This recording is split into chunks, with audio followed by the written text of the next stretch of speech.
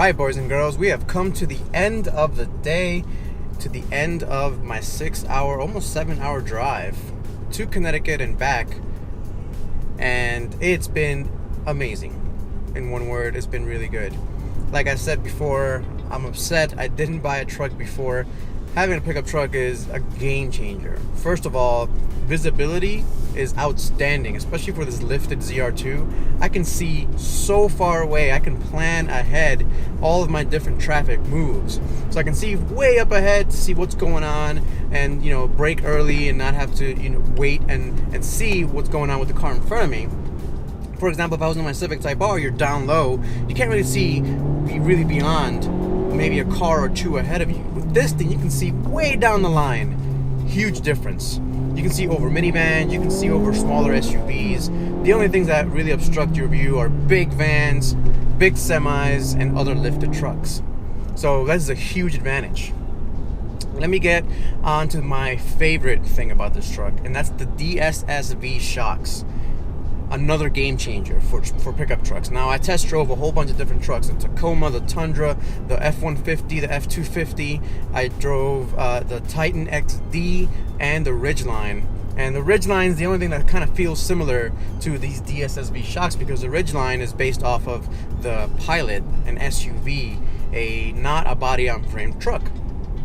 And what I mean is, this truck feels like I'm driving a sports car down the road. I know I'm maybe exaggerating a little bit, you think, but really I'm not. I take turns very quickly with this thing, and it stays flat all around. You would not expect that from an off-road vehicle. And when I test drove the Tacoma TRD off-road, that's what I felt. Same thing with the TRD, the high top of the line TRD off-road, I forget what it's called, but the top of the line TRD off-road model, it just wallows around as you turn, as you'd expect from a very good off-road truck. Well, we're in a very good off-road truck. You've seen me, you've seen Big Frog's 4x4's ZR2 off-road doing all kinds of crazy things. If you haven't, I'll put the link to the video right up above.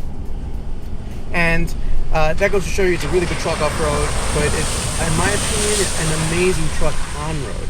It's so stable. It never feels like you're wallowing around. It doesn't feel like you're piloting a World War II battleship around like you do when you have a big giant truck.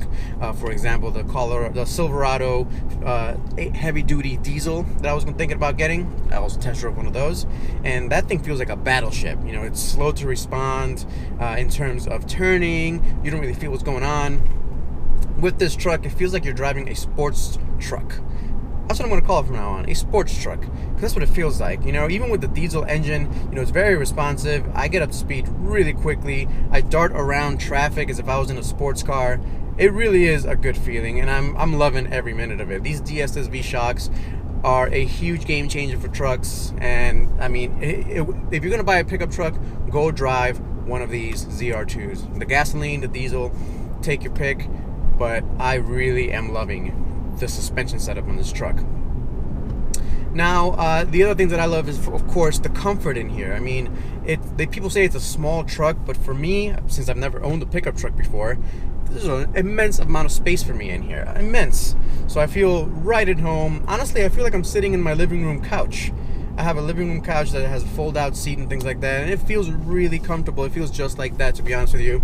And we'll get to some negatives in a little bit, but for the positives, I have been in this driver's seat for 6 hours now. We're just about to get home, so I'm on local roads.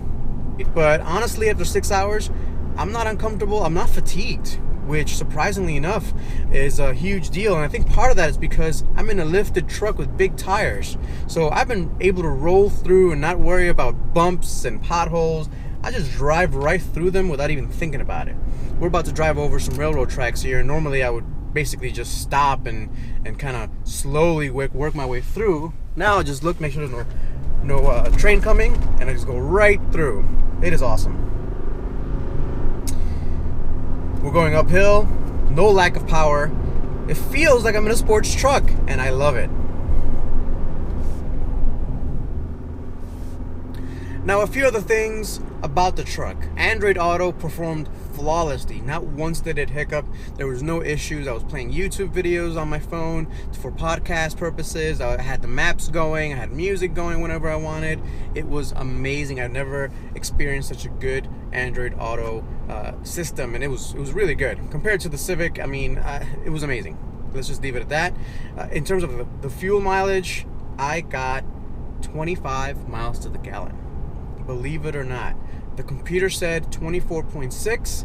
I hand calculated and I got almost 25 miles to the gallon. And to think that the truck only has 700 miles on it, the engine's not even fully broken in yet. I hear that this engine fully breaks in at about 10,000 miles, and that's when I'm really going to see a good fuel mileage. Now, some people may not care, but when you're taking long trips, when you want to take your truck on long trips, you fill up less. I didn't fill up once until I got basically home. I got to the Shell station, I filled up once, almost 25 miles to the gallon. Now, for some negatives. Well, the negatives of this truck are few, but they are there. First one, like I said, is the thigh support for the seat. And the second one is the foot pedal, the dead pedal, like your left foot. Where do you rest it? There's no real place for it. And I moved the seat around and tried to play around with the seat settings. Maybe I was sitting wrong. Maybe I'm used to sports cars. No, there was no way I can find a comfortable place to place my foot. I'm gonna have to change that with an aftermarket or something, because I like to use the dead pedal to kind of rest my left foot and not have to worry about it. This thing has a terrible left foot dead pedal place. It's awful. Other than that, the gauges, don't like the light blue. That's just me nitpicking, but hey, that's what I'm here to do. I don't like the light blue fonts that they use pretty much everywhere. It feels like, well, I don't know. I feel like it should be like red or something cooler. Just me, you know? The truck looks insanely good from the outside. It doesn't look that great from the inside in terms of the font colors. But like I said, I'm nitpicking, and that's just me. Other than that, this thing is amazingly good. I am upset it took me so long to buy a truck. I'm glad I bought this particular truck because I've been loving it, and look out for way more videos. Alright guys, thanks for watching as usual. I'll catch you next time. Peace out.